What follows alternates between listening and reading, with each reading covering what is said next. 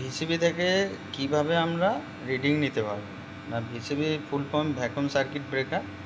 এটা multifunction metre. Multifunction মিটারের প্রথমে মেনুতে এলাম, মেনুতে আসার পর এনার্জিতে এলাম। এনার্জিতে আসার পরে সেখানে ওকে করার পর আমরা এনার্জি কম্পারিজনে যাব। সেখানে যাওয়ার পর ইয়েস্টারডে মানে গতকালে যত কিলোওয়াট আওয়ার আমাদের কনজামশন আর টুডে, এটা হয় 12টা থেকে 12টা অবধি, 12টা টু 12টা এর রিডিং। ঠিক আছে। তাছাড়াও আমাদের যদি আরও দরকার হয় এনার্জি স্ন্যাপশট থেকেও আমরা টোটাল ইম্পোর্ট অ্যাক্টিভ এই রিডিংগুলো আমরা পেয়ে যাব। লাইন 1 লাইন 2 এ কত কিলোওয়াট কনজামশন হচ্ছে সেগুলোও আমরা পাবো। তাছাড়াও এখান থেকে পাওয়ার ফ্যাক্টরও পাওয়া যায়,